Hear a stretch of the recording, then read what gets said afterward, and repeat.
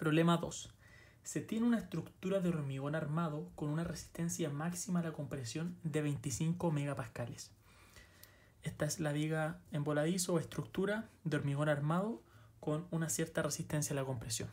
¿Por qué coloco ese dato de la resistencia a la compresión?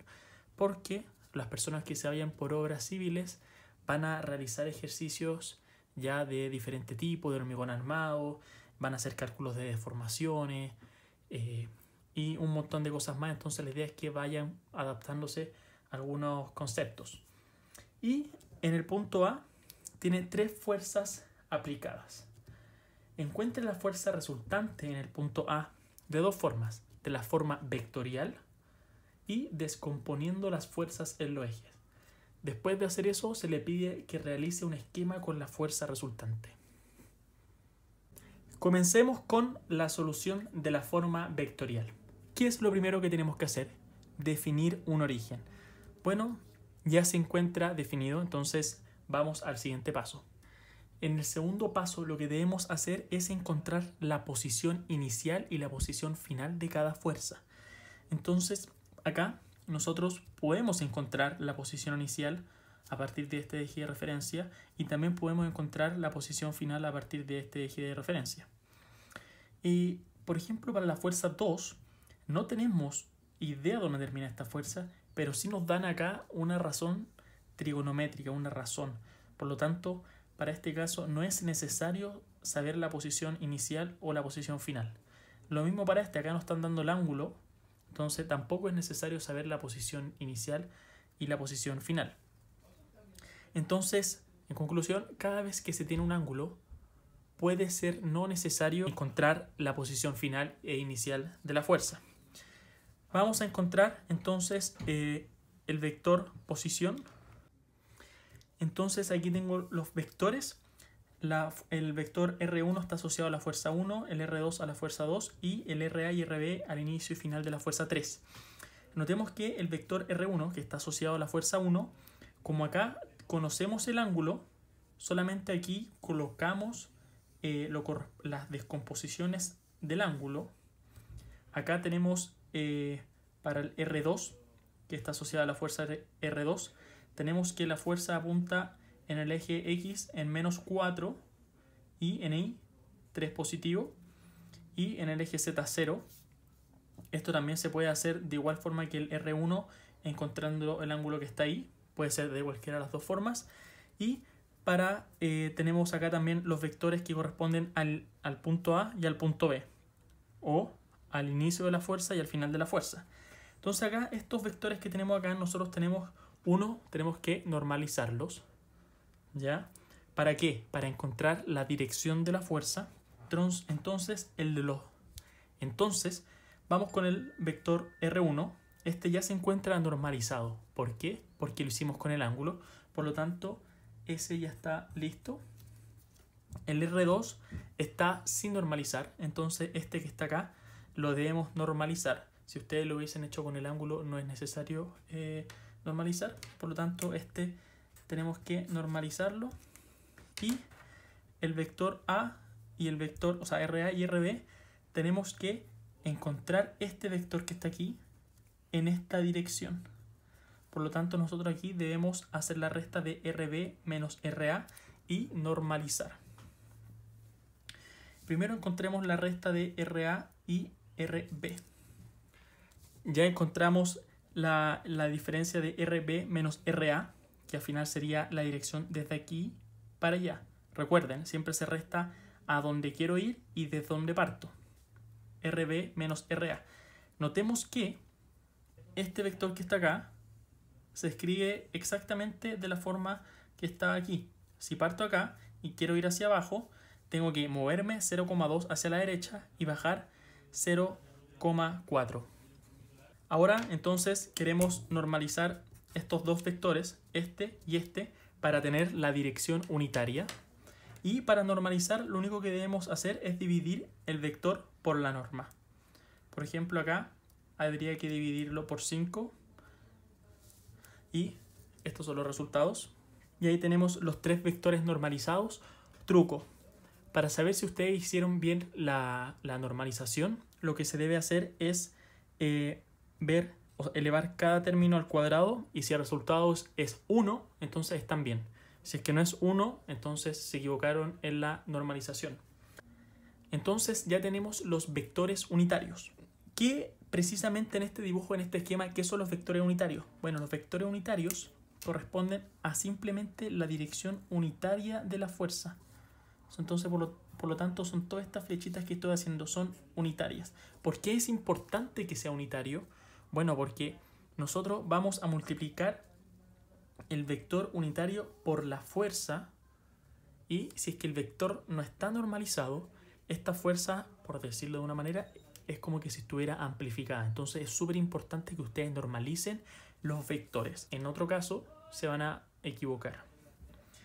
Por lo tanto, ahora, para calcular la fuerza resultante de manera vectorial, lo que debemos hacer es simplemente utilizar la ecuación de la sumatoria de la fuerza por su vector normalizado o por la dirección unitaria. Entonces, para la fuerza 1 vale 600, hay que multiplicarlo por este vector que está acá. La fuerza 2, que es este que está aquí, debemos multiplicarla por este vector que está acá.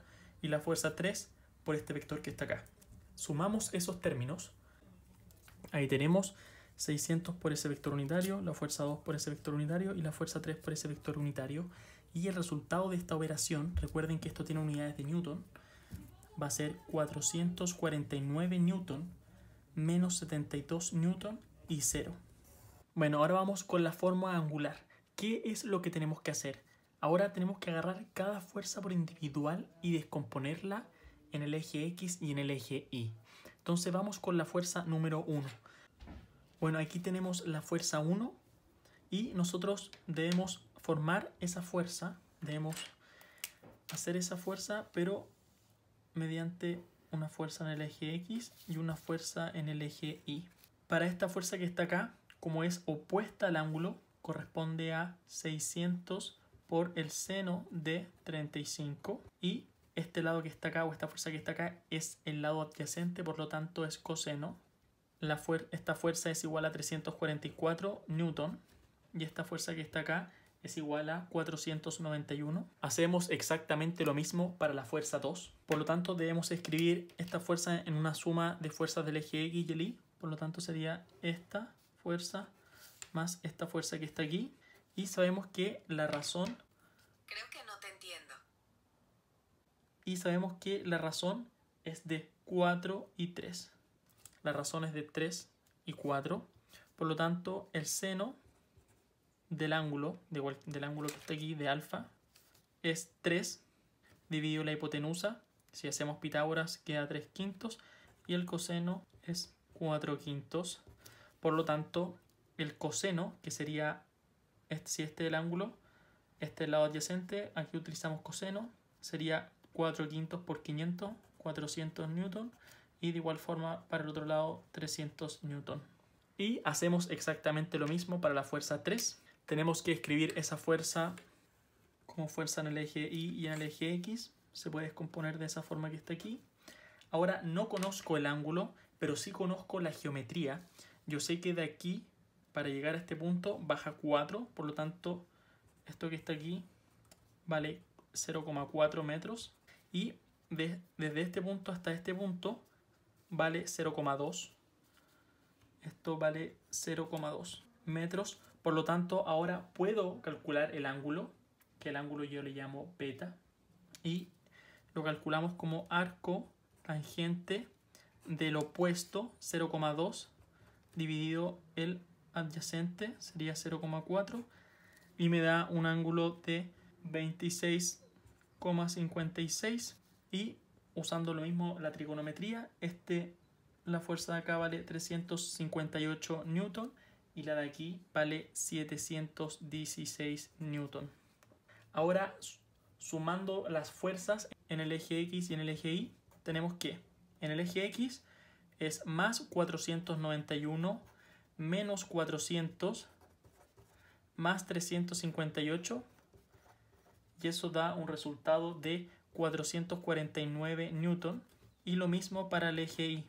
Tenemos más 344 newton más 300 menos 716 y esto es igual a menos 72 newton. Perfecto, entonces ahora nos preguntan, o sea nos dicen, realice un esquema de la fuerza resultante. Esto se puede escribir como vector y esto en newton. Entonces nos piden cómo se vería esa fuerza en este dibujo. Bueno, ¿cómo se vería esa fuerza? Se vería como menos 72 y para este lado 449 menos 72 en el eje Y, 449 en el eje X. Por lo tanto, la fuerza resultante, estas tres fuerzas resultantes se convierten en una única fuerza ¿de cuánto es la fuerza? ¿Cómo podemos calcular la magnitud de esa fuerza? Nosotros sabemos que se cumple Pitágoras, por lo tanto 72 al cuadrado más 449 al cuadrado bajado la raíz me da un resultado de 454 newton. Y esta es la fuerza resultante y esta es la magnitud. Te dejo de tarea. ¿Cuánto debe valer ese ángulo de ahí? ¿Cuánto debe valer? Deja el ángulo en los comentarios.